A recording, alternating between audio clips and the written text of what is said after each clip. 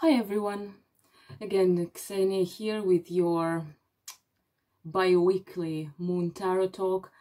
And yeah, as always, thank you so very much for all the lovely comments that you left under the previous videos. I'm very grateful. You guys are the best. It really is a massive source of inspiration for me in what I'm doing, and I hope you like this video too. So what, Virgo? Finally, we are moving towards the end of 2020 Virgo season, right? Virgo New Moon happening on the 17th of September. No discrepancies here, happening on the 17th all over the world. And very powerful moon in my opinion, and also very beneficial, especially when we think that it's happening already in the very start of Mars retrograde, the time which generally requires from us to become quieter, to not get involved in some sort of like conflicts, no active like moving forward, but like, you know, some minor, more basic tasks, like more mundane mindset, I'd say. So happening on the 17th at 25 degrees of Virgo. So Sun and Moon are together, conjunct, hence the new moon at 25 degrees of Virgo, forming a perfect trine to Saturn in Capricorn, roughly to Pluto in Capricorn. Jupiter is somewhere there as well. And let's not forget that we are having for a good few years Uranus in Taurus. It's, I think, now at 10-degree Taurus. Not aspecting the new moon in any way, but still we have six planets in Earth signs, right? If you haven't watched my Mars retrograde collective reading, if it's something interesting for you, go check it, because when I was doing this reading, I ended up with a ton of pentacles, and pentacles in tarot represent Earth energy, and I was wondering why is it so, but then of course, like, it all makes perfect sense, because it's Virgo season and Mars is by no means a fiery planet right now, although being in Aries it is retrograding, so no fiery actions here. And now it even makes more sense to me personally, because now I am seeing that there are 6 planets in Earth signs, right? I guess you're getting my main idea here. So let's talk a bit about the trine to Saturn.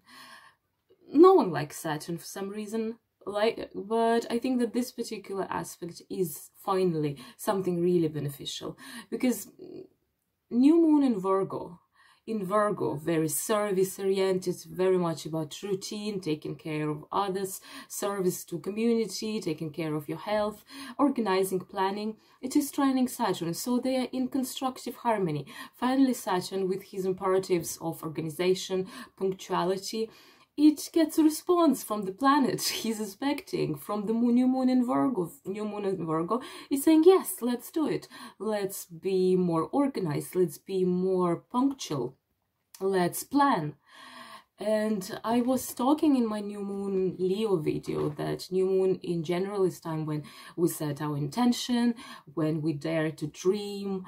But actually this new moon is not a good time for it, because after this new moon, the moon is going void of course. And what this means in astrology, it means that it's not going to aspect anything till it moves to the next sign. So moon is alone. Moon is not supported by anything. And when the moon is going void of course, we are required not to write the lists of intentions, because they're not going to work. They're not going to manifest. But we are invited to plan. To basically organize our life, restructure maybe our house, declutter in a way. So again, very much Virgo-esque energy. So it's not about really dreaming big or being bold. It's more about taking care of your routine, of very basic things. And because we're having 6 planets in Earth signs, it is also a good time to basically reconnect to Mother Nature. If you're drawn to, you can do some sort of like crystal work, or you can do herbal magic, herbal medicines, or some sort of like working with the products of Earth, you know. Also taking care of Earth, taking care of your garden, recycling properly, going to nature. That's what it is all about. So very down to earth moon. And I don't think it's bad. Well, I'm a Capricorn Sun, Virgo rising. For me, it's like the best. Very down to earth And I think it's good because, as I said, whatever you are doing during the Mars retrograde, it's going to be futile, or it would bring even more troubles than there were before. That there are going to be conflicts, they're going to be like, you know, a verbal aggression. Mercury is in Libra now, so yes, I think it is square to Mars retrograde. So there are certain clashes. Mercury is our communication, our wit, our thought forms, our quick responses. Mars is there retrograding, creating troubles. So not to get involved in any sort of like spoken conflicts. Better to just let it go. Go to nature, hug trees, I don't know, something like this. But the second part of this moon is also that it has, paradoxically enough, compared to what I just said, a very strong spiritual dimension nonetheless. So it is opposite Neptune in Pisces. And in general, our Pisces-Virgo axis, it is, perfectly speaking, in my opinion, in how I see it, yeah, something of the yin and yang energy. Because Pisces, it's all about like yin. It's all about passivity, flow, going with the flow, watery, dreamy, being like in the clouds. Virgo is all more like about yang, like active, down to earth, mundane, like taking care of everybody, service to people, and so on and so on. In Indian tradition, there are actually like two types of personality. It's just if you're interested, which in my opinion, again, very much Virgo-esque and very much Piscean. And this is kind of like your inner constitution. And because in India, it is believed that we are inhaling prana, life energy, through one of two nostrils. And the right nostril is the solar nadi, nadi is nostril, and the left one is the lunar, moon nadi. So it is more about like being all about imagination and getting your information more through subliminal messages, through mythology, through associations, and so on. And Solar Nadi is more about being of a logical, philosophical mind, you know, that you would be getting your information more in the Virgo way of like planning, structure, nothing subconscious, no like suggestive messages, but clear way of speaking, very rational, and so on and so on. So we are working along the lines of this particular axis, right? And Pisces bring a sort of spiritual dimension to this new moon. Just to, before I start to give you an idea, I was very much looking forward to this moon because, at least in Ireland, the whole madness with the situation we're living in started around the full moon in, yeah, correct, the full moon in Virgo in March. On the 9th of March, it had some crazy aspects because it was opposite the Neptune. And Neptune is what? Neptune is about body fluids. It can also rule pandemics. It can also rule imagination, and hence obsessive mind, illusions, and so on and so on. And all this hysteria related to lockdown and so on, how dangerous it all is, it happened around Mars. It was also, I think, in certain aspect, if as long as I remember, to Jupiter, and Jupiter is expansion. So it was a massive expansion of hysteria related to bodily fluids and to physical health, because Virgo is physical health. So be careful about that. Let's see where it all goes, but as always, take good care of your health. Virgo is an imperative to do that. Don't risk your health in any way, especially that's the season. Take care of yourself, wear a scarf, you know what I'm talking about.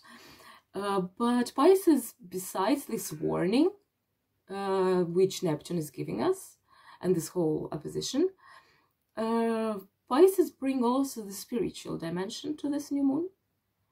But also the new moon is happening on the 17th of September. And if we kind of invite numerology to help us, 1 plus 7 is 8. And 8, it is actually the first number which symbolizes asking more, looking for more, looking for not explicit answers, but for something covered and implicit. God created the world in 7 days. The question is, what happened on the 8th day? In a medieval world picture, worldview, there were 7 heavens and 7 hells. It really fluctuates. Dante has 9 hells and 9 heavens. Maybe not 9 heavens, but definitely 9 circles of hell. It can vary, but in many traditions, in Jewish tradition as well, and so on, there were 7 heavens, 7 hells. So 7 is something that we know. 7 is our world, which we can observe. The tangible, observable world. The creation. The 8, it is something beyond that. And this moon at 25 degrees of Virgo is also squaring our nodes which are now in Sag and in Gemini. And when the moon is squaring those nodes, we are offered a chance to work as a collective, because nodes are collective, to work powerfully with karma, with karmic issues, with resolving the past problems, South Node, with moving forwards towards our collective destiny, the North Node. So this, I suppose, is also a very powerful invitation to kind of look at it from the point of view of spiritual quest, asking questions, but only when the basics are sorted. Because when I'm thinking about Virgo, I would say the motto is back to basics. And I know this very well from my own life, that I can be at the point of total spiritual despair. I'm not liking anything in my life. I'm thinking that there could be like more events, could be like more interesting, more active, more presence in the world, more spiritual depth, you know, and so on. And then let's say something happens and I'm sick, or I'm losing my job and I have literally no money to buy food. And then I understand how privileged I was when all my problems were to complain about my spiritual lack. Because we can go into spiritual depth only when our basic needs are fulfilled. When we have a roof over our heads, when we have an income, when we are healthy.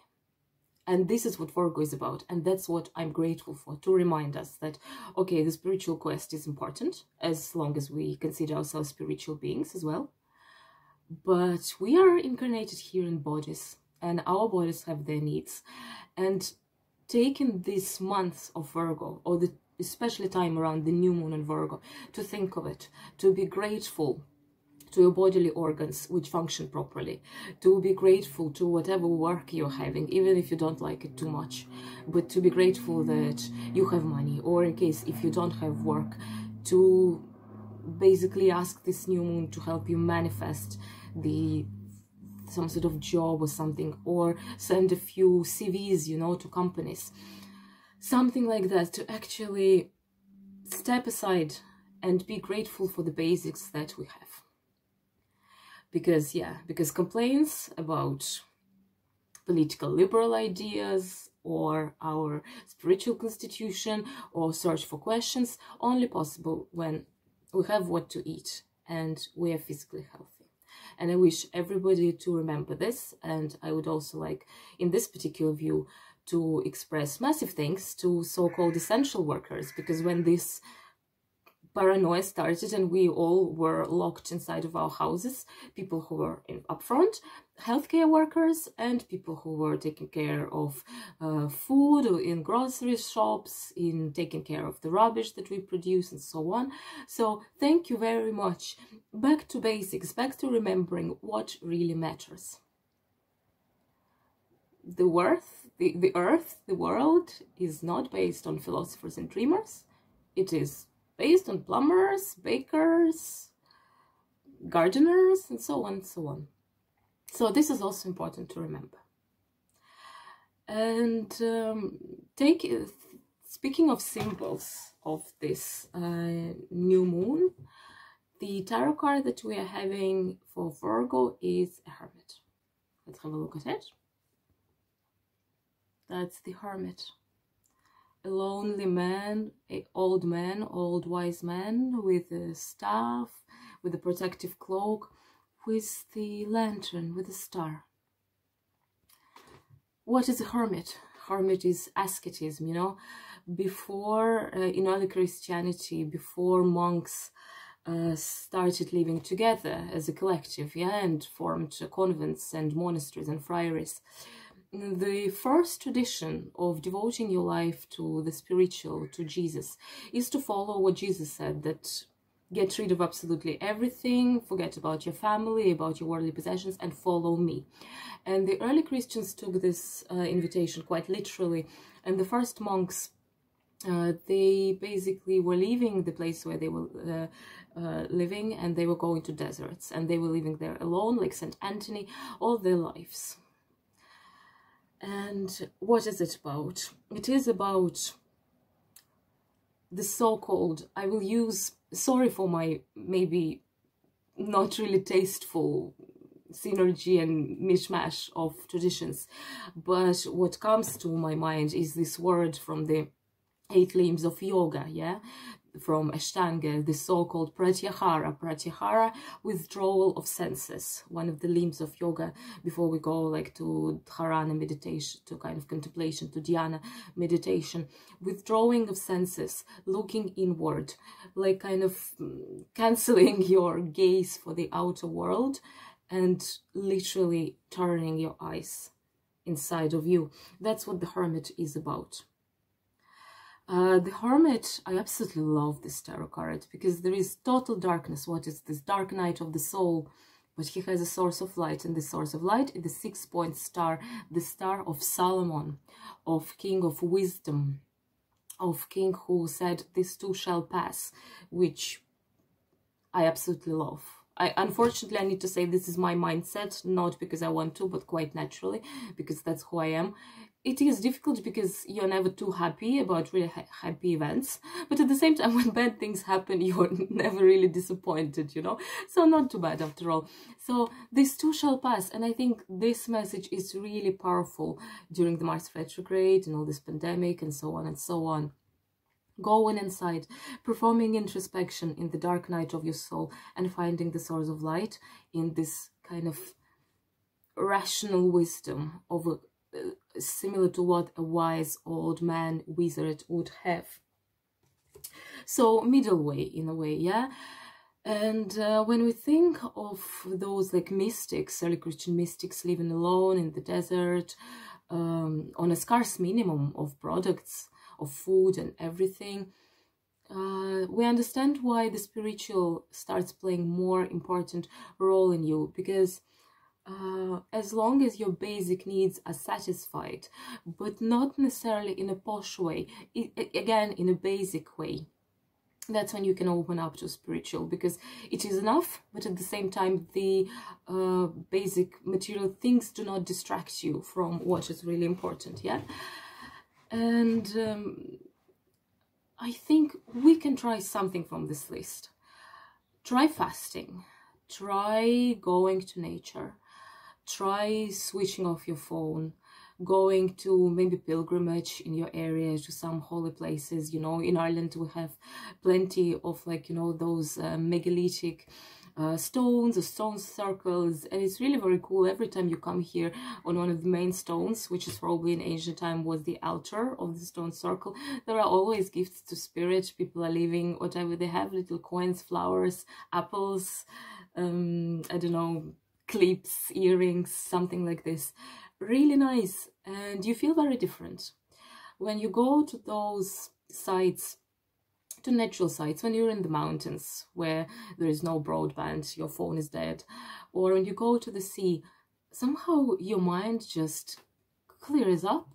You understand what is important, you understand the true values, you somehow see the ridiculous character of this vanity race that we're performing every day, like bigger, better, moving forward. This society is telling us that if we don't achieve a massive feast on a daily or yearly basis, we are losers. We are supposed to grow exponentially in this society. But when you are in the mountains, you are thinking, what a total rubbish. We are supposed to be happy, and the way how we achieve this happiness has nothing to do with the growth of our material wealth, of our status in the society, and so on and so on. So Virgo, again, is bringing us to basics, also in a spiritual way as well. And going kind of like, again, speaking of symbolism, of mythologies, of iconographies and so on, the constellation of Virgo, yeah, the legend related to it is that Virgo, what? Virgo is September, it is harvest time. That's why Virgo in Zodiac, it is a lady holding this kind of wheat, you know, this like fruit of land, grains, bread. And the zodiac was related to goddess Demeter, to the goddess of earth and fertility of soil in ancient Greece. And the whole constellation was related to the goddess Astrea. Astrea was the last of the goddesses who left the earth when the golden age was over. During the golden age, Greek gods were living amongst people, but then the golden age went south. And gods left the earth, but Astrea loved people. Astrea loved the earth. That's why Virgo is an earthly element. She loved the earth. She loved living with people. She was the last to leave like the community of people on earth. And yeah, we're here to connect with our communities, to connect with earth, to give service, to help other people, you know. But I had always a certain conundrum of, on the one hand, we have Virgo, this lady with like harvest, with grains, helping people, serving the community. On the other hand, we have Hermit, who gave up on the community, who went to live alone in the forest, in the desert. And I was like, how does this play together? Those things basically contradict each other. And I was racking my head thinking, oh gosh, there must be some metaphor which unite them. And I come up with one thing. Let me know in the comments if you would see something different, because there must be a link. If we have this Virgo on the one hand and we have the Hermit, there must be a link. The link which I came up with, I would say purity. What is Virgo? Virgo is a virgin. Virgo is a maid. It is a pure woman. In Greek, the constellation of Virgo is called Parthenos, and Parthenos, it is also the name of Virgin Mary. So it is about a virgin woman. When we think about the Hermit, obviously it's a monk, so he is also living in chastity. When we think of the harvest, what are we doing? We are purifying the fields. We're serving our community by bringing food, let's say, to our community, to the village. But we are also serving the nature, because, you know, when the harvest is ready, trees are very heavy, all those like apples and whatever is there are kind of weighing the branches down. Branches are about at the kind of verge of breaking. The earth also is full of this grain. Everything needs to be collected. Everything needs to be purified. And then we're left with this field, which now is preparing for the death, the deadly sleep of winter before resurrecting in spring. And Hermit is doing exactly the same, but with his soul. Our souls are also the fields. We need to collect this harvest, to empty it. And then you see what's happening. Then we're having the new moon in Libra. Then we're having the new moon in Scorpio. We're going deeper, deeper and deeper. So we have cleansed and purified ourselves during the Virgo season. During the Libra season, we are rebalancing. We're getting rid of the weed. We're maybe putting some good nutritious elements into the earth, something. And then in Scorpio season, it's all covered with the snow. We're going deep to this death-like rest. So especially it is probably more visually understandable in Northern Hemisphere, when we're slowly moving towards the winter and nights are getting longer and darkness is present visually on a daily basis. And that's what it is. That's what I think it is about, that we are invited to purify our souls. And that's what unites the Hermit and the Virgo. Last but not least, I would like to invite you to create your own meditation. Our topic for this meditation would be purification, aura cleansing, our keywords, yeah, aura cleansing, getting rid of negative patterns, removing negative psychological blockages, kind of absolutely cleaning our souls, like preparing them for something new, removing the weeds from the fields of our souls. And that would be our topic, and I would give you the spiritual toolkit to perform it on your own, and I hope this will work for you.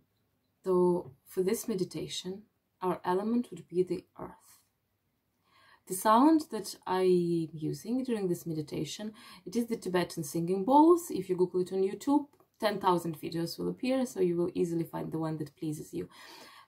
Singing bowls, they have this very low, very dense, very kind of like juicy, almost tangible sound, you know. So something really heavy, really down to earth, this deep metallic sound really would bring you into the mindset. If you'd like to wear something or use the blanket, I would suggest colors which you would associate with autumn, yeah, which you would associate with autumnal earth, so something like black, dark beige, gray blue, I don't know, like brown, this kind of, I don't know, rusty red, or this sort of like dark grassy green, something like this, something not bright colors, not neon colors, but more of a kind of dusty colors. They can be intense, but more with a sort of like brown undertone.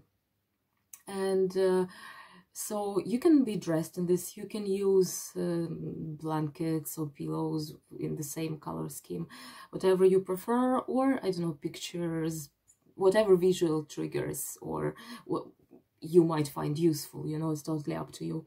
The crystals I would recommend to use for this new moon and Virgo meditations are, to begin with, amethyst. Amethyst with the mantra, I let go of attachments. Aragonite. I release my past wounds and embrace resilience.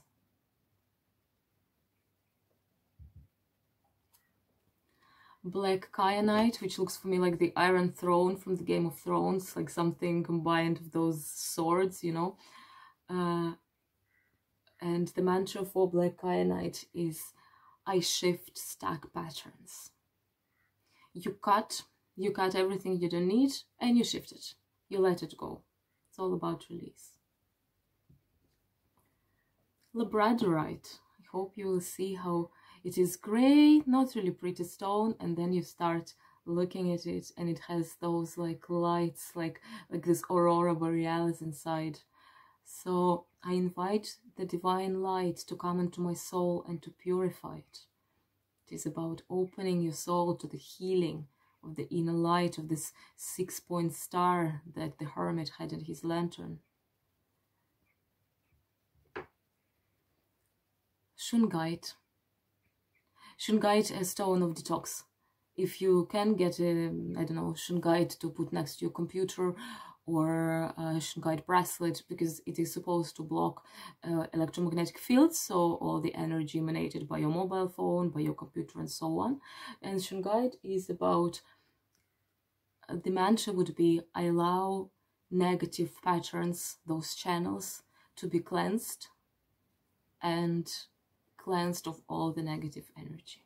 So imagine that your energy body is composed of those channels, so shungite is detoxifying them. And the last one is black tourmaline. I am protected. If you have black tourmaline, you could put it, I have here, I have this bowl, I put water in it, I put my black tourmaline there, and I have it on my windowsill because it's supposed to collect all the negative energies which are coming to your house from the outside, and it is kind of taking them in and burning them.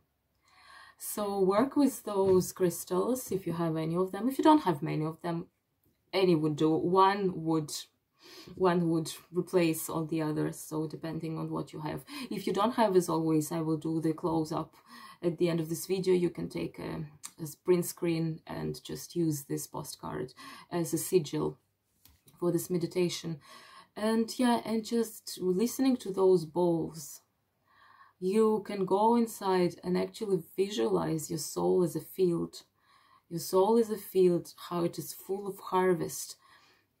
depending, it can be not full of harvest, but in case you feel there are lots of blockages, lots of dark things in your soul, imagine them as weed which you would pluck, so that at the end of this visualization you should end up with a clean field. I don't know, I find this picture so appealing because I love autumn and winter. So this kind of dark field after the harvest, this kind of brown earth again. There's like maybe trees around it already losing leaves, and or some are naked already, and I don't know, birds are flying to the south over it, and there is this autumn air, you know, when it is kind of like fresh and a bit humid, with those very earthly smells of all those like sweet, you know, the sweet smell of leaves when they are falling and starting to rot, and how the earth, the humid earth, is smelling, and this total silence, and maybe the birds are doing their twits or whatever, their sounds when they're flying in flocks down to the south. So something like this, if you find it useful, maybe this will help, you know, I never know. So slowly but surely we are moving towards our sign by sign reading. As always, I will pull 3 cards, and let's see what the new moon in Virgo has for all of us. So let's start shuffling. Do Virgo first, yeah, and then we go.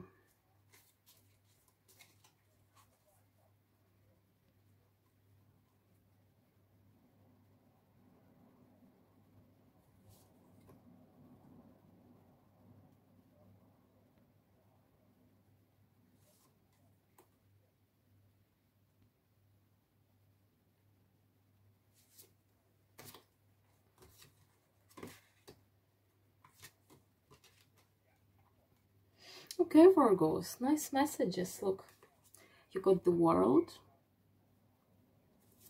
Congratulations, bingo.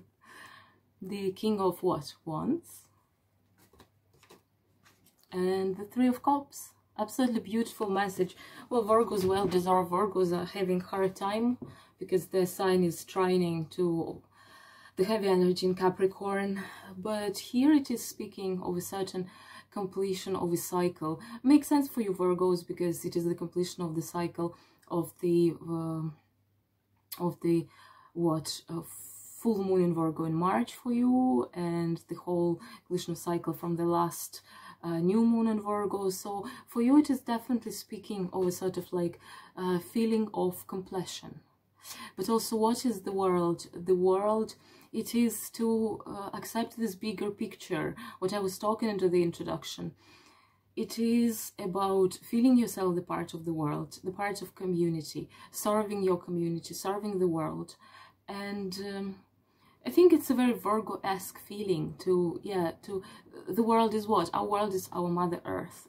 Virgo is the earthly sign. So about engaging into the world, engaging into helping Mother Earth, doing some sort of like activities connected to the world, to the earth. Again, everything that I was discussing at the introduction, maybe even like taking very Virgo-esque for Virgos with the World card, taking care of the world, literally engaging in some charity activities, sending a couple of quid to endangered species or to people who are experiencing hunger. There is this, like, you know, mobile app which I'm having, this, it's a world food program, I think, that every week you're invited to send like €5 or something to feed children in need, you know, children who don't have access to food. It is about serving others, but serving on a worldly scale, you know. So this is about it. King of Wands, fiery card, very masculine energy, related probably to Mars retrograde, engaging in creative things, but engaging from the kingly perspective. No rush, no, like, you know, unplanned actions or steps. Being like a king to your environment, to your circle, you know, taking everything with a pinch of salt, with mercy and with rightful judgment, you know. So inviting to be in this perfect steady balance of mind, stabilizing the fiery element inside of you, taking everything, yeah, the way a king would have, with political diplomacy, with wisdom, and with, like, yeah, merciful decisions. And the third message is about the Three of Cups, Three of Cups union with friends. Yeah, again, helping others, serving others, remembering that you're not alone, that you're part of the world, and taking care of your friends the way a rightful king would do. Reunion with friends. Maybe a good time around the new moon in Virgo is to meet someone, meet some of your friends, celebrate the reunion, to celebrate earthly friendship, you know. Yeah, I think all of your cards are speaking that you're not alone, about taking care of the others, and being social in a way that would be beneficial both for your soul and for the others around you. Then who's next? Libra. For you it is the 12th house, yeah, the 12th house of karma, of release, of transformation. For those who are having the new moon in the 12th house, regardless of the new moon, it is very much always about letting go and thinking of what you can release, yeah. So what would be the messages for the lovely Libras?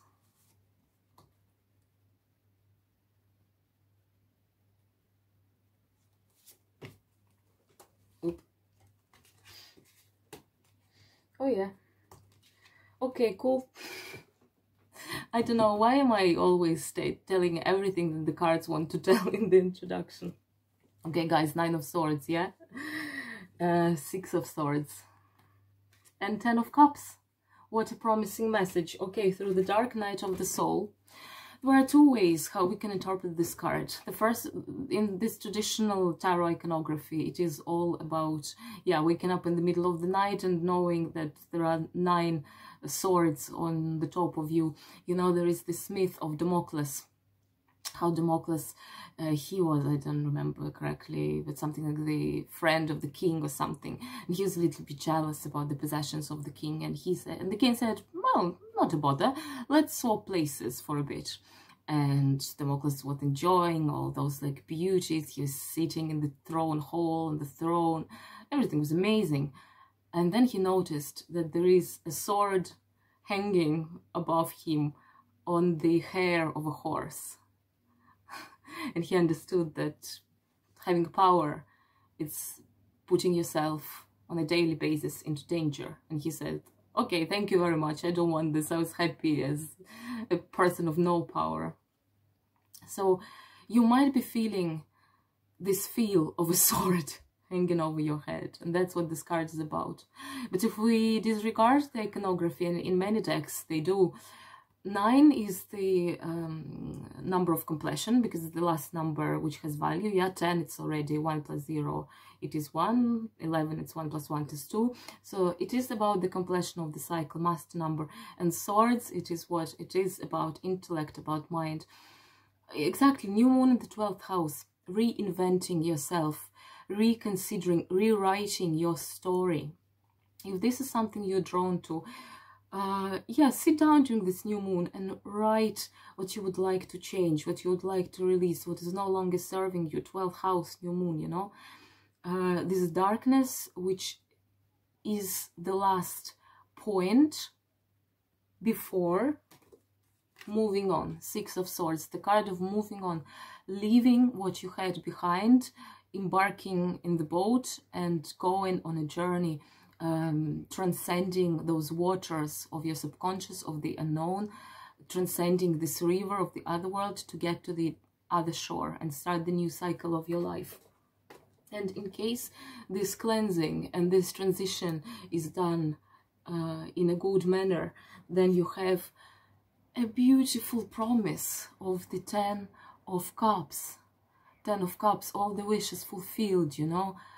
Rainbow is the sign that God gave to the humanity that there will be no second flood. Positive worldview, positive view into the future. new horizons for you, basically.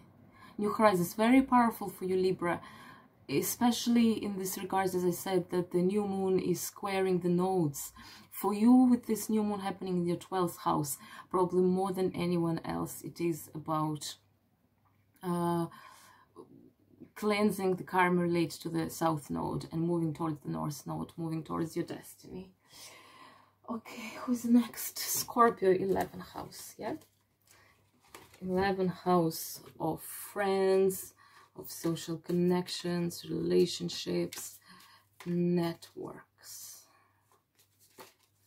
Oops. Sorry, my heart. My card has dropped and my heart has dropped as well.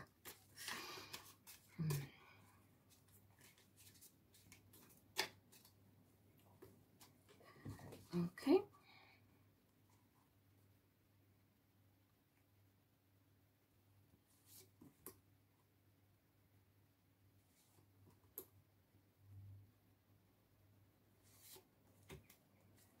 Scorpio. Oh, interesting. Oh, amazing. 5 of Wands. Again, 6 of Swords in the middle position. And the Empress. Okay. 5 of Wands in the 11th house. 5 of Wands is what? Strifes, conflicts. 5 is the most challenging number in tarot deck. It is the number of challenge. All 5s have negative meanings. Because 5 is equally away from point 0, from the new beginning, and from point 10, the completion of the cycle. So it is this middle road, middle way, which is dangerous. Yeah, Dante is saying that in the middle of my life I found myself in the dark forest. That's how the hell, yeah, the inferno starts in Dante's Divina Commedia. Middle is always a difficult kind of like midway. It's always the difficult, challenging point of your journey. So related to 11th house might be conflicts with your friends, with your network. Something might not be working. Mars retrograde is not helping us here, right? But stand your ground, be rational, invite Virgo-esque rationalism, punctuality, organization, structure into your life. Stand your ground in any conflict. Be rational, you know, it's gonna be fine.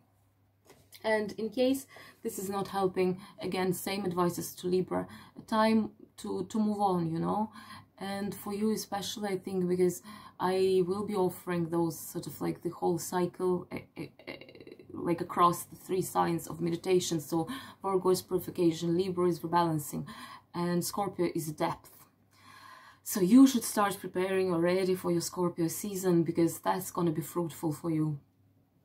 You should go into the depth of those waters of subconscious and just move from whatever situations are no longer serving you, and from whatever conflicts you might have in your 11th house.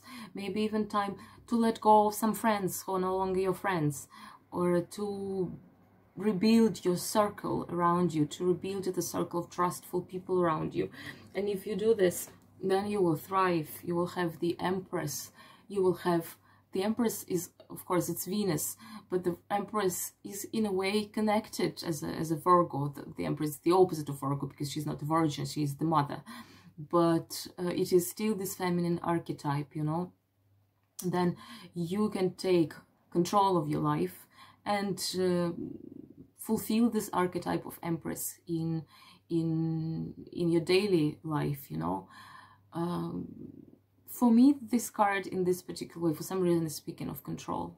Letting go of people who are no longer there for you, taking control of everything. And like, you know, the Empress is giving her attention only to, like, you know, it's not that easy to have an audition with the Empress, you know. She would have time only for people whom she wants to see, only for people who are serving her. So that is it. That is the invitation here, I think, to, yeah, to be the Empress in your life, or the Emperor in case you're a man. Again, Empress Venus, fertility rites. universal advice for this new moon in Virgo to connect to the Mother Earth, you know, to do some activities, meditations, crystal work, herbal work, like, you know, something related to kind of channel this earthly, feminine, fertile energy. Maybe this is something you'll be open to. Think of it. What's next? What's next? Scorpio. Sag, yes, Sagittarius 10th house. Let me check my notes. Yeah, Sagittarius 10th house. 10th house of career, of your legacy. Oh, jeez. Cards keep falling today. Yeah, of career. Well, with Mars retrograde, probably not the good time for making big steps in your career. But Virgo New Moon, definitely good time for planning. For planning.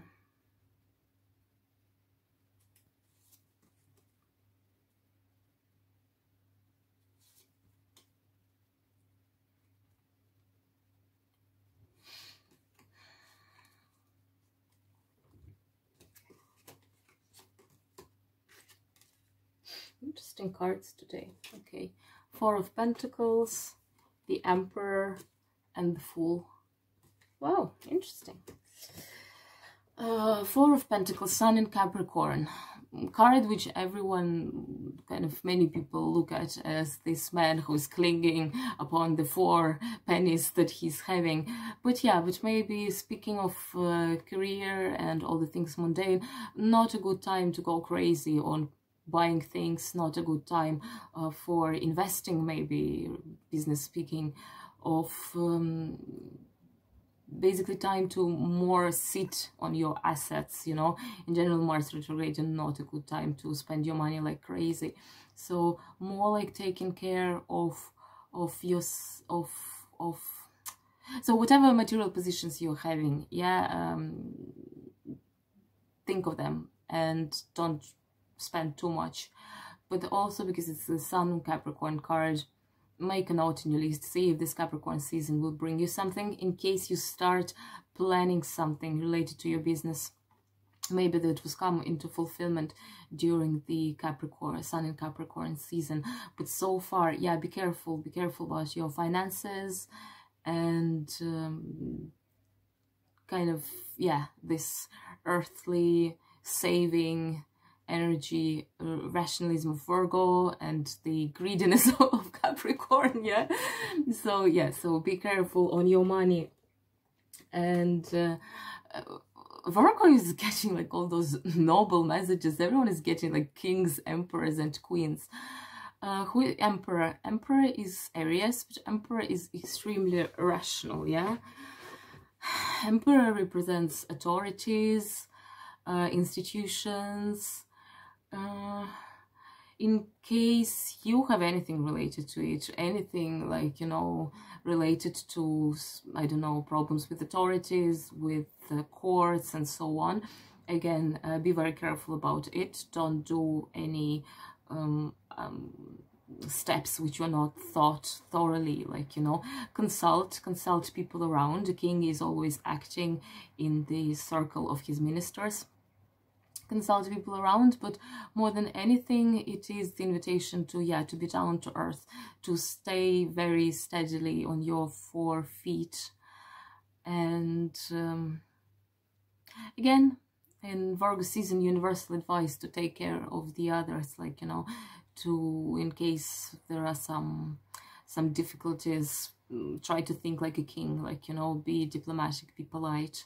And for you guys, also a promise of the new beginnings. The new beginnings. Maybe the new beginnings in work as well, or in general. In general, this Fool card, it is all about that. All those cards are about slowing down. Sitting on what you have, considering what you have, making, like, you know, like a king looking from the top of the tower to the realm that he's possessing. So kind of looking at it from the top, looking at what you have and what you don't have, making a plan. And once this is achieved, then you can start planning for something new. And there is a good indication that this new moon might indicate some new beginnings for you, because 10th house, probably some new beginnings in business related things, maybe some advancement in your position, or I don't know, some new business offer. But in case something like this is coming, yeah, think of it twice and be really careful. Yeah, I suppose when we're speaking about Virgo, about this, all this back to basics business, and with 6 planets in earthly signs, this is not time to kind of be too watery or too fiery. It is really time to take it very slow. And again, we are getting all those like pentacles. We're also getting lots of swords. If you haven't checked my Mars retrograde video, go do it, because that was a surprising reading, because it had a ton of pentacles and lots of swords. So, and the cards I'm getting here for all the signs that we've looked through, they are also, many of them, about earthly and airy energy, but nothing too emotional and nothing too fiery. Okay, who's next? Oh, Capricorn. Capricorn, 9th house. Let me check. Oh, sorry guys, I somehow forgot what the 9th house is about. Oh, it's the Aquarian house, of course.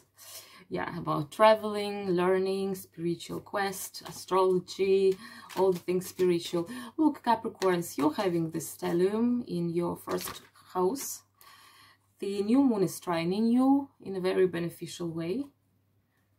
And let's see what's happening in your 9th house. Capricorn, Capricorn. Oh boy, Capricorn, you got lovely cards for the first time in years. Okay. Okay, you got Lovers, 6 of Cups, and the Temperance. So you're having this stellium, as I was talking at the very introduction. The Saturn has an exact trine aspect to this new moon and the sun. And it is a constructive harmony. And Lovers represent the divine union. So it is actually a good time. Finally, the Saturn is not restricting you anymore. This negative influence of Saturn is alleviated by this new moon, because he's finally feeling some comfortable responses from the punctual and well-organized Virgo. So we can take it quite literally. Maybe it is time to actually breathe out and give yourself some ease and some rest, and to reconnect with your partner and do something nice. But also it is a card of divine marriage, of harmony, of amalgamation of things inside you, of like this harmonizing energies of unification, you know. So it is a good time, speaking of your spiritual work, to try to balance the contradictions which you might have of this. Saturn is easing upon you, tapping it more into, like, you know, Jupiter energy, being grateful, being hopeful, seeing yourself in harmony with the earth, with the world around you, basically being in love with life, being in love with your family, with your partners, with yourself. Practicing self-love, practicing, yeah, gratitude, because 9th house, it is a spiritual quest, learning, and so on. So a good point to start is, yeah, being grateful for something, being grateful for your health, for the food that you have, for the opportunity to drink clean water that many people don't have in this earth, and going into this unification in a more mundane way, you know, in a settled way, in a calm way, in a quiet way, in the harmony. 6 of Cups, soulmate card, nostalgia card. Maybe it is time to call your mom, you know. It is time to be kinder to people, to we are all having, we poor Capricorns, we are in this pressure cooker for 3 years. We can have this sort of like a mollusk inside of a clam, or like this. Let it go. There are 2 kids playing, you know. It is about this happy memories, you know, and nostalgic feelings, this very tender feelings, reconnecting with your soulmates, with your family, friends, serving to others, again, very Virgo thing. Speaking of the 9th house, maybe sharing your knowledge, sharing your learning with the others, you know, feeling this harmony, feeling finally positive aspects to the planets which are in your 1st house. And the same message repeated in Temperance. What is Temperance? Alchemy. Alchemy, yeah? 2 elements blended together. Alchemy of blending, of unifying things, of making sharp angles rounded, you know, of being patient, doing your work, your spiritual work, your quest, in a well-balanced, in a guided, very rational way, you know. Temperance, it's actually the Sag card, and Sag is the archetype of philosopher, you know. Maybe time actually to take a break, and as I was talking in the beginning, for you Caps, going inside, doing this pratyahara thing, cultivating was the word I was looking for, yeah, cultivating temperance, patience inside of you, the feeling of like, you know, harmony and rest, and bringing what you're naturally good at, all those like even Virgo qualities of this control and organization and structure into your work, like, you know, maybe speaking of the Aquarian 9th house, air sign, doing something with words, writing something down, you know, speaking about harmony and harmonious words, writing poetry maybe. That might be a good way. Yeah, I think I see you, Cap, going to nature and sitting with your little journal and just, I don't know, writing in your journal something about the day, something that would bring you a calm moment, and remembering good memories, being grateful for what happened to you in life, being grateful for the journey that you have done, you know, and being grateful to your family, your friends, the people who are around you, reaching out to them, something along those lines. Next is Aquarius. Aquarius happening in 8th house of 8th house of manifestation, transformation, and money.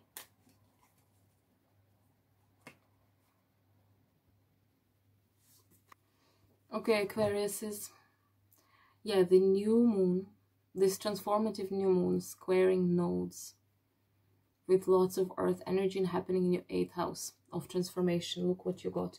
You got 4 of Wands, Knight of Pentacles, and the Death. So yeah, you are invited to transform. And what you are invited to transform is maybe to transform your house or your household, and to transform your routine. I don't know if Aquariuses are actually naturally good at Virgo energy. Somehow I don't think so. If you are a classical paragon of Aquarius, you are not, but that's what you should transform and manifest. Let's begin with 4 of Wands. Good card of harmonious household, of marriage sometimes, of starting a new family, of having like, you know, good relationship inside of your house. Speaking of transformation, maybe it's time to restructure your house, you know.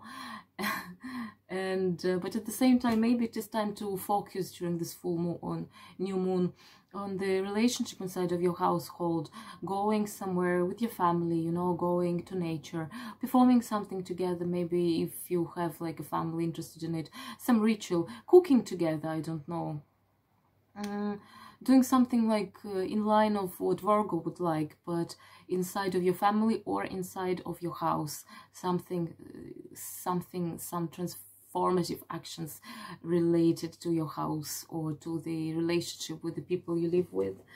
And Knight of Pentacles, the most boring and less active knight of the tarot court cards.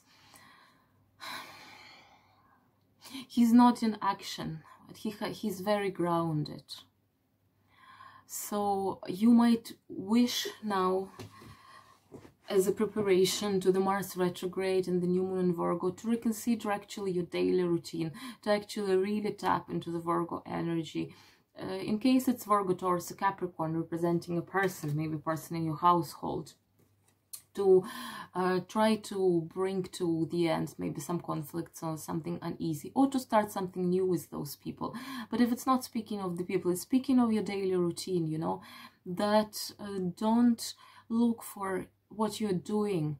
If 8th house is money, yeah, and income, don't look for immediate gratification or instant results. It is more about boring, steady, step by step, slow, meticulous work. That is what it is about.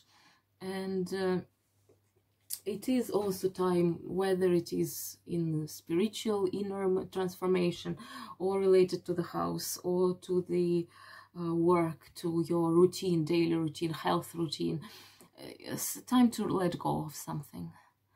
Death, yeah, time to release, time to sit down and think what is dead, what is no longer serving you, and to let it go.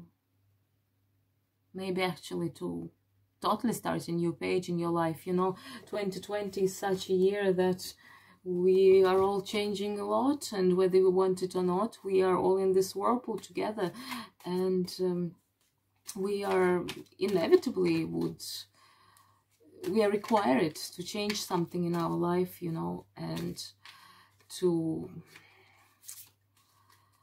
end something, to let go of something, maybe even of very old attachments, you know, of something that is no longer serving you. With the new moon in your house of transformation, that is a right time to think what should be definitely, what bridges should be burnt.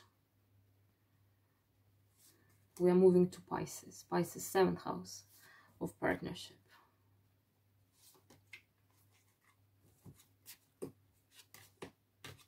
Okay. Okay. Pisces, for you it's important, yeah? It is activating your axis. You're having the Neptune, which is dreamy. Neptune is opposing now the Sun and the Moon in Virgo. What you are having is the Hanged Man, the Lovers, and 6 of Pentacles. The Hanged Man is a very Piscean card. The Hanged Man has a very deep spiritual meaning. It can mean delays. It can mean the ability to slow down. It can sometimes feel that you might be feeling stuck. You might be feeling that your world is being turned upside down, that you no longer feel ground under your feet. You are no there, no here, no there. You're in limbo. It's not a very comfortable place to be, but it is a place in which we are getting a different vision. When we don't feel certainty nowhere, we are upside down literally, and we are invited to change our vision 180 degrees, to look at the problems at a totally different angle. And this card for me, it is related to the myth of Odin. You know how Odin, the god of the Norsemen, he sacrificed himself to himself. He hanged himself on the tree as a sacrifice to himself, to the high god. And as a result, he got the knowledge of runes, the knowledge of this magical, like, you know, alphabet of the Old Norse magic, and so on and so on. So going through this totally uncomfortable position, changing your perspective, experiencing a delay might bring you amazing fruit of being able to think out of the box and having more creative, more not standard solutions for your problems. And in case you are in this, it's happening in your 7th house, so it is a good card to get for the 7th house. Your watery Neptunian energy is opposing the moon, and moon kind of is your ruler in Virgo. So it is maybe time also, Pisces' relationship, yeah, and Neptune is dreamy things, and Virgo is all about like connecting to others and servicing others. It's happening in your 7th house of partnership. Time to maybe reconnect and with your partner, you know, create something like dreamy and mystic experience together, or something like this, you know, or plan something new together, and reconnect on a deeper level, yeah, kind of like the Hanging Man, changing the routine, changing your relationship routine. And surprisingly, 6 of Pentacles, I think it is one of the most Virgo-esque cards, because it is about giving alms. It is about giving alms to the poor people, and because it's happening in the 7th house, maybe it is actually time to reach out. That's what lovers are also speaking about, because in general terms, it's not only about romantic love, it's about unification with your circle of friends, or also with spiritual realms, also with yourself, making peace with yourself, but giving active service work to others, to supporting, strengthening your network connections, your connections with your partners, family, friends, whatever, through helping them, reaching out. It is really time for Pisces to be this generous man, like in the sense of, like, you know, those rich families supporting artists or something, but in a maybe unusual, creative way, something like thinking out of the box, thinking how you can contribute not in your usual way, looking for new ways of strengthening your relationship, your romantic relationship, but also your relationship with the others, and serving others actively. I'm not speaking of giving money to other people, but you can always help, you know, even little steps make a massive difference. And if you want to look at it from the spiritual point of view and your inner work, although 7th house is not about inner work, it's about really relating to others, but it is also of balancing all the needy parts of you and nurturing them, giving them some food, like, you know, you see what I mean. So very good cards actually for the work in the 7th house, isn't it? And yeah, be careful about getting too in the hangman mode, because this hangman for you is only about changing your perspective on the problems which might arise, and harmonizing your life through new visions, you know, something like that. Aries, 6th house of health, of routine, of service. Aries is now hosting the event of the year, the retrograde. Yeah. So Aries is, how are you doing? How is it feeling for you to be hosting this?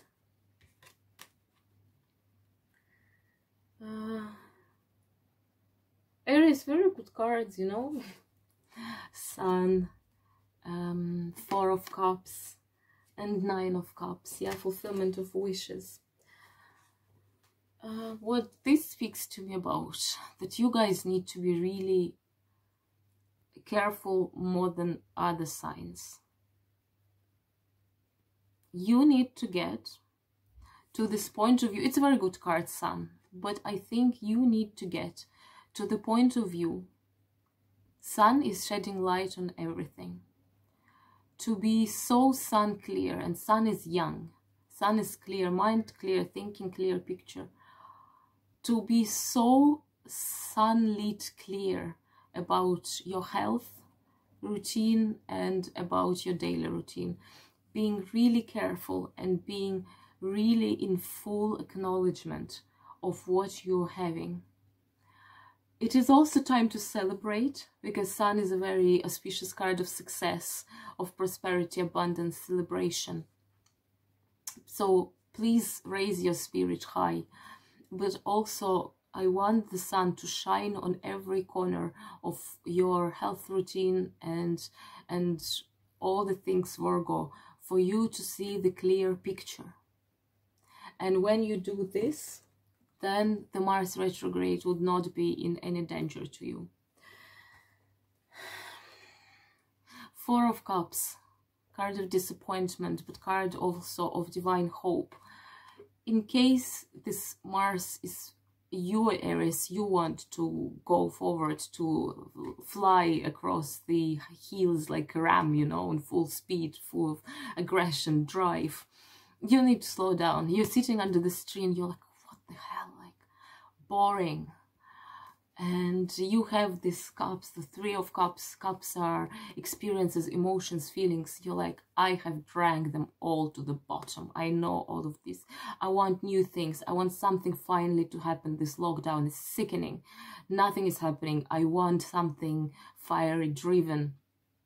Nothing is happening. I had enough. Experiences that I know are no longer serving me. I've learned them all. And you're not looking that actually life is bringing you some opportunity. I don't know what this opportunity is, but there are always ways to bring something new into your life, you know, some new experiences. And at the end, if you acknowledge that even this period of stagnation is actually giving you a momentum to shine the light upon all the areas of your life, you might find that certain areas were neglected, something needs development, elaboration. And then I think that this new moon is very kindly giving you a chance to achieve the Nine of Cups, fulfillment of wishes. But not through what you're used to, not through the fiery energy, but look, you got from 3 to Cups, something more of going into your emotional realm, of looking what's there, of shining light on things that are inside of you, on thinking what opportunities you probably have disregarded, neglected, you haven't noticed, and taking them and forming, shaping your own collection of cups, of precious memories. It's again for me something maybe of writing like a gratitude in your journal, or oh yeah, being grateful for what you have and not trying to achieve more, but being satisfied with what you have at the moment, because for Aries it's not really a good time to be moving forward and to look for the new ways of doing things, you know, of coming down and of going inside more and trying to be a sun inside of you and see what it is. But sun is fire, yeah, sun is fire, so that's the energy that you can channel. You can't channel the fire outside, but you can channel the fire inside and going with the torch into the dark dungeons of your soul and see what's there. Next one, Taurus, fifth house, heart chakra, crown chakra, relationship with your kids, your creative expression, your romantic life. Beautiful placement to have the new moon and new moon in your fellow earth sign, some energy that you're very comfortable with, trining your Uranus, liberating planet, and so on and so on. Oh, excellent. What is it? Nine of Wands, Page of Wands, and the Empress. The Empress is Virgo, or not Virgo, Venus. It is your planet. Nine of Wands, responsibility, yeah. With this very organizing and structuring Virgo-esque new moon in your fifth house, maybe time for responsibility, which I think you might like and enjoy, for your kids, first of all, for your family, for your romantic partner. Speaking of creative expression, taking a more of active role of a creator. Maybe if you are in some creative business or it is your hobby to do something, like thinking again of taking the full charge of expressing yourself, I think that would be good. So if you know what, I'm playing harp, as you might see at the end of my room sometimes, divine angelic instruments, so on, so on.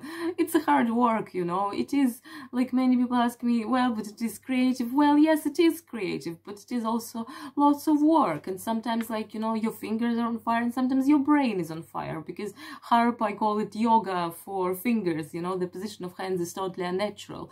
So speaking of creative expression, it is probably not really natural sometimes to us, but it also requires routine. It requires taking up responsibility and routine. If you want to express yourself successfully, 5 house matters.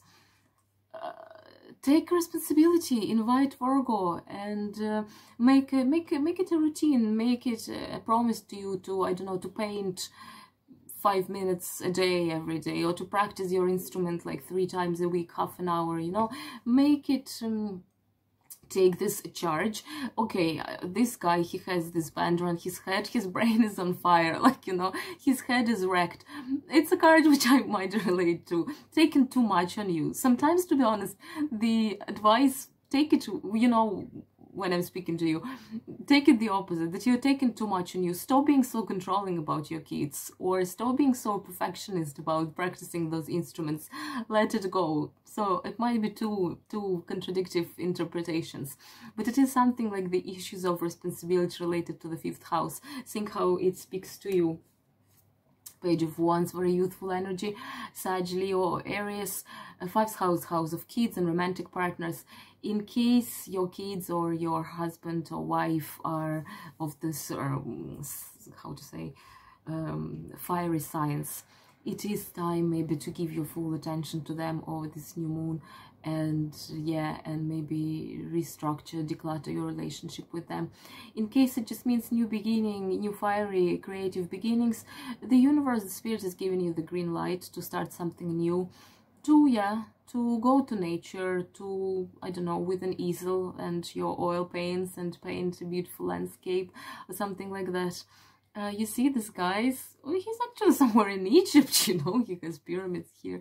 But yeah, he's a pilgrim. He's a seeker, so maybe it's a source of inspiration, or it's a source of getting more harmonized with your family and kids. Go somewhere on some sort of like pilgrimage, as I talked at the beginning, some sort of a trip, reconnecting to nature, switching your phones off, feeling adventurous, you know, and channeling the Virgo like this. And this is very good sign for you, because Empress is Venus. Venus is ruling Taurus. And also the mother is related to the archetype of maid, you know, Virgo. And in case you're a woman, yeah, try to channel all those. It is a good time, you know, you have your house, your 1st house, Taurus, is getting harmonious trining aspect from the new moon. It is time to do those Venusian, Taurian things that we always think. Pleasures, you know, physical pleasures, pampering yourself, doing a new haircut. New moon is a good time to cut your hair, then the moon is growing, your hair will keep growing faster. Listening to amazing music. We can't really go to theaters or restaurants but maybe cooking some sumptuous dinner, streaming some interesting movie or musical concert online, you know, going in this full Empress mode, dressing up nicely, taking care of yourself. I think the new moon might be a good way also. And it is also creative. It is creative to dress up nicely, to listen to a classical music concert, or to watch some interesting movie. It is nurturing our imagination and our crown chakra and our 5th house things. So you can be in your element, Taurus. You're getting the green light to enjoy this moon. Who's next? Gemini, I think. Gemini, 4th house. 4th house of what? Of siblings and of all those like relationship, house, family, you know, the Cancerian house. Gemini, you are, I think, hosting the North Node, our common destiny, aren't you? And the moon is squaring it. For you, it might be actually not that comfortable invitation to do some massive inner work, to really release, reconcile. Let's have a look. Oh, we're getting same cards for everyone. It's killing me. we got the Emperor, the Four of Pentacles, and the Hermit, Virgo herself. Yeah, I want to relate all of this to the... I want to relate all of this to the fact that you are having the North Node. So it is not an easy aspect, but it is an invitation to actively work. And it is in your 4th house, in the house of kind of relationship with your household, of your family, and your physical house, yeah? So, for you, I think, listen to the introduction, because I was talking about it, about this kind of going inside and taking care of the basics, and I think that it is for you, because before we are all moving to the North Node, we need to release the karma of the South Node. South Node is obviously opposing you in Sag, and those are all very stable cards. Emperor is what? 4. Look what you're getting. 4, the symbol of stability. 4 elements, 4 corners of the earth, you know. This 4 legs of the chair, you know. 4 paws of a human, 4 limbs, you know, hands and feet. The earthy. The element of earth. 4 represents earth, stability, earthy energy, always also very Virgo. So being careful about your assets, taking care of it, and being a ruler in your own house. You see, it is something about like stabilizing your house, something related to your household,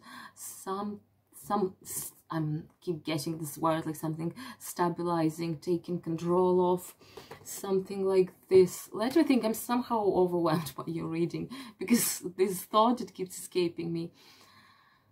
So you're getting 2 4s and 2 very earthy forms, like Capricorn, Sun in Capricorn, and Emperor is in Aries, but as such, Emperor symbolizes institutions, authorities, you know, very much like traditional structures, hierarchies, you know, and so on. So it is somehow an invite to solidify your house. I don't know in which way you're going to do it. Maybe to double check the relationship with your siblings, with your household, to take control over some situation relating to your house. In case you're changing the house, you're moving houses, you're buying a new house, be super careful. Financial matters, clinging to them, you know, not spending your assets.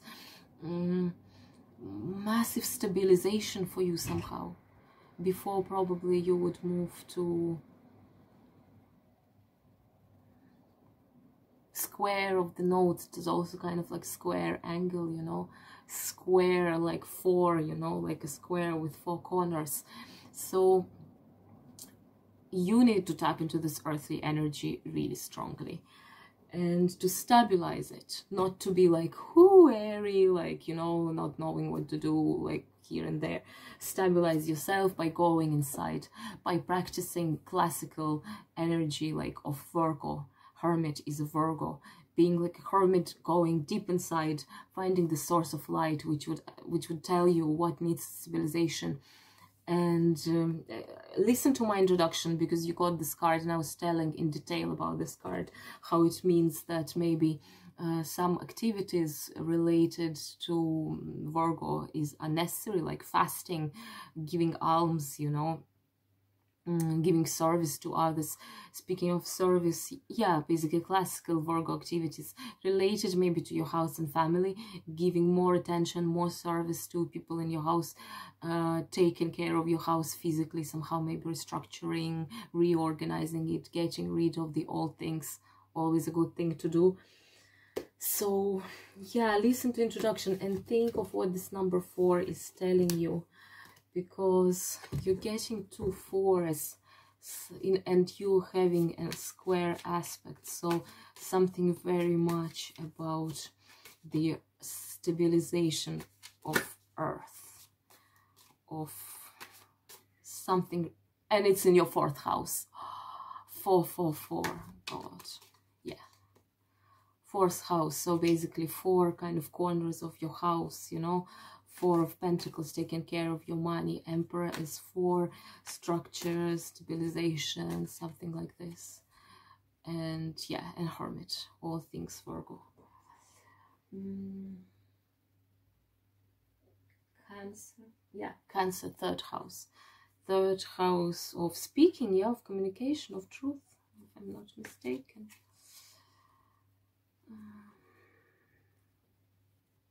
Cancer.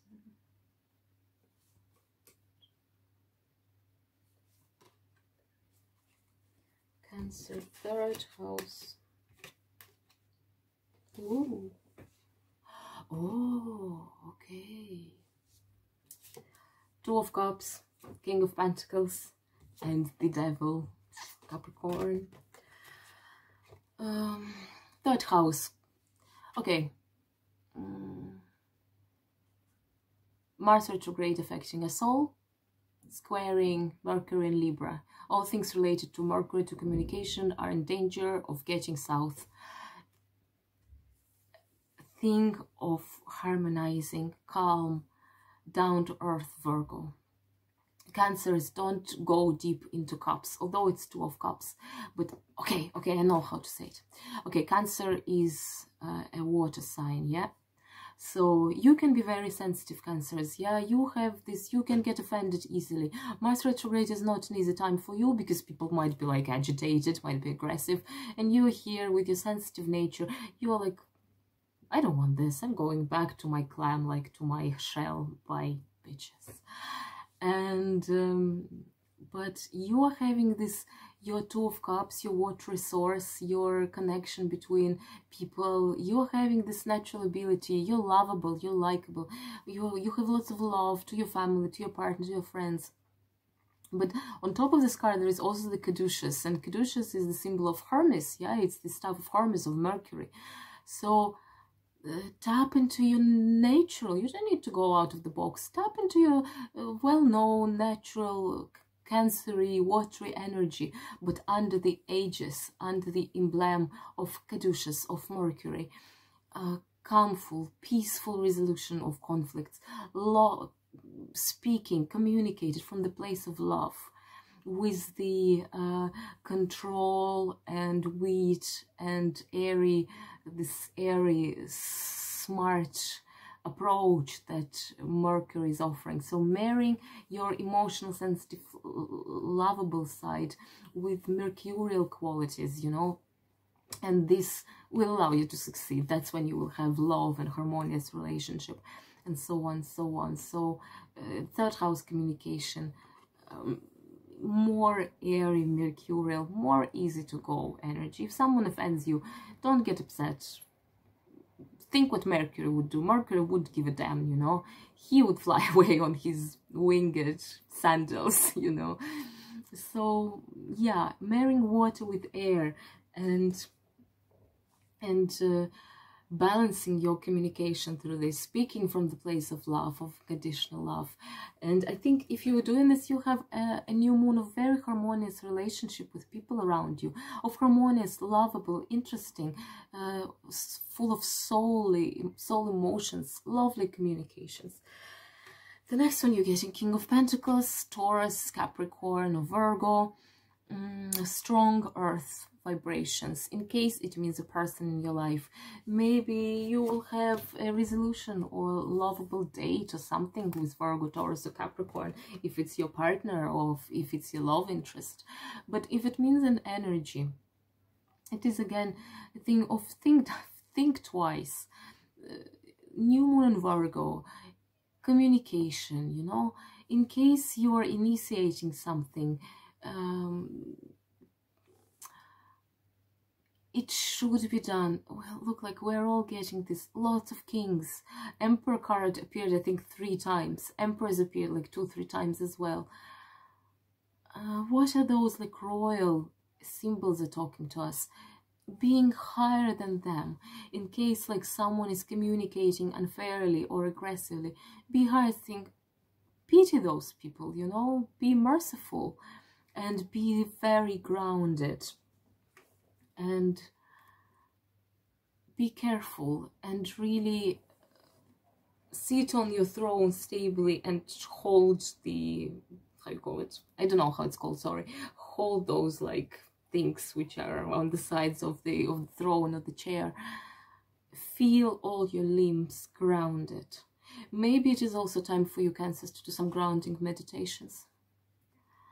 Because the next card is what? The next card is Devil, and Devil is Capricorn, and Devil is opposing you. You're having all this upheaval in your 7th house of relationship for a good few years with the stellium. Devil, it is a card of being trapped, of not seeing the picture clearly, of being deceived by someone, of having all those like being in a bad place, like living through your personal hell. And as I think, was it Jean-Paul Sartre who said that hell is the others? Well, some French 20th century philosophy, yeah? So hell is the others. You're having uneasy planets in Capricorn, your 7th house. But I think this new moon in Virgo is inviting you to reconcile this with the earthy, stable energy, speaking from the place of love. Because the Devil is also the card of liberation. So you are doing this, all the hard work that Capricorns are doing in the 1st house, you're doing in the 7th house. And you are liberating through this, through the hard work with Pluto, Saturn, with this Jupiter, who is totally debilitated, unhappy in this Capricorn, unhappy of facing his grumpy brothers and his father, Saturn, Cronus, who has eaten him, who tried to eat him when he was born, you know. You're going through this hard work of liberation. But you will succeed because you are Cancer. And this new moon, I think it is really important for you to think of how you can harmonize your relationship and communication with the others through this way. Because 3rd house communication, in my opinion, is associated to the 7th house of relationships. And how you can act from the point of view of this card, not from the point of view of this card. And what's linking them is a very stable knowledge of how you should act and very, very grounded emotions. Everyone is invited to tap into the earth energy during new moon in Virgo. And yeah, maybe some grounding meditations for you, Cancer. Oh, I think we are having our last one, Leo. Leo, 2nd house of self-value. Of self-value and money as well, and all those things.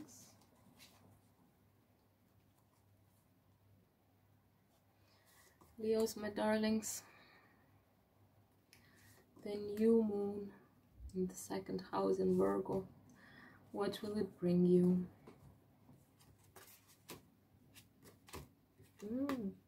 Oh, interesting. Okay.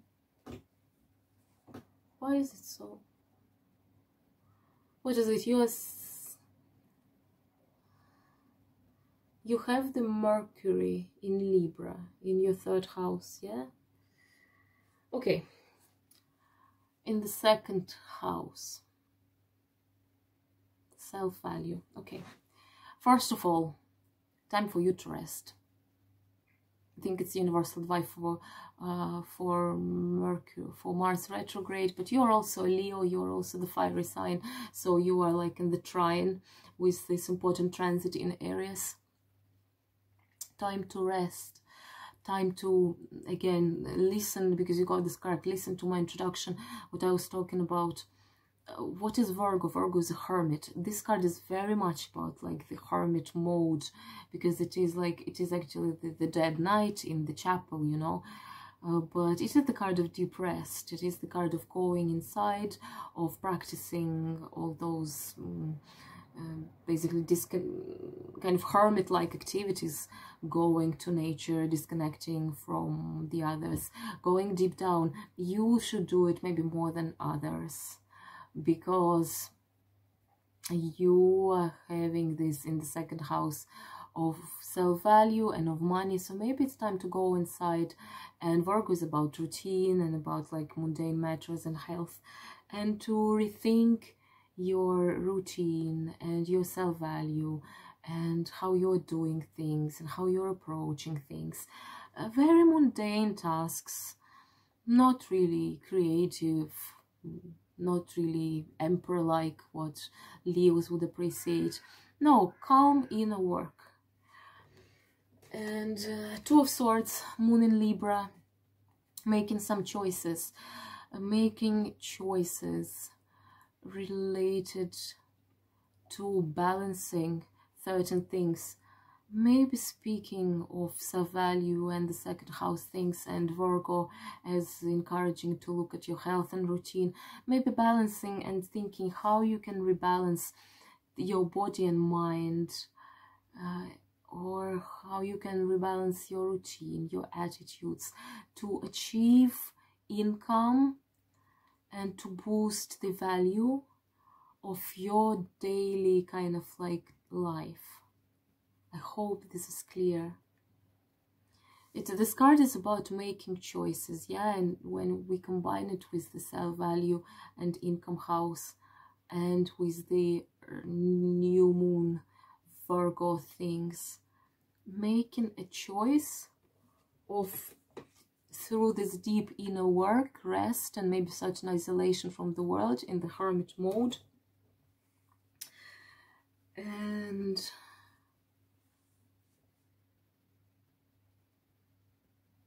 yeah, and reconsidering and rebalancing certain things, and thinking how you can achieve better income and better self-value through recomposing the elements related to your everyday routine and activities, and this should be done on your own through the work. And at the end, you're getting a beautiful emotional message of Three of Cups, of reunion with friends, but also because it is, the second house is very much still self-oriented, same as the first house, of maybe reunion with yourself, of rebalancing the elements inside you, you know, the fluids, the water energy, maybe also taking care of your health relating to bodily fluids, something like this, you know. So yeah, so you Leos need to go deep down. You Leos need to listen to the intro and making certain choices related to your routine. Also Three of Cups, universal message which Virgo is giving us, connecting to others, remembering that we are part of the societies, that we are part of something bigger.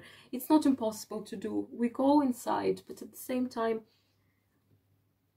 what again Jesus said, that you are in the world, but you're not of the world. This is important to balance. We should remember that we're spiritual beings and our kingdom of heaven and our home is in the transcendental reality. At the same time, we are born in this world, so we need to balance those two things, you know, and combine this inner work, but also with reaching to others and asking how they are doing, you know.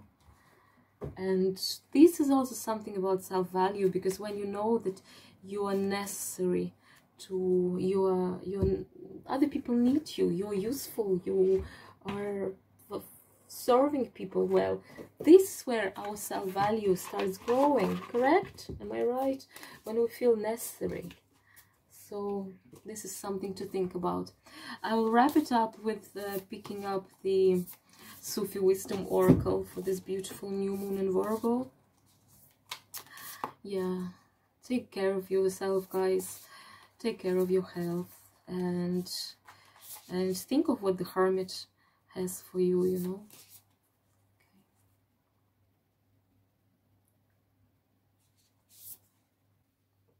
What a beautiful card we're having. I'll read, yeah? Beyond the ego. Surrender to the flow of life. Look at this card. Also in very earthly, atonal color scheme, yeah? Yeah, I think this doesn't need a second explanation. Beyond the ego, Virgo is about reaching out to others, being of service to the others. So stepping out of your egoistic, self-centered worldview, but also speaking of spiritual work. We are composed of two parts. We are composed of ego and of the higher self. Higher self is wise. Higher self knows what is good for us. Higher self has patience. Ego is selfish. Ego is careless. Ego wants to achieve. Ego makes us unhappy. Higher self makes us happy. So going inside and achieving this meditative, contemplative, transcendental state of mind, where you can see the vanity and the powerlessness of ego, remembering that there is a higher self.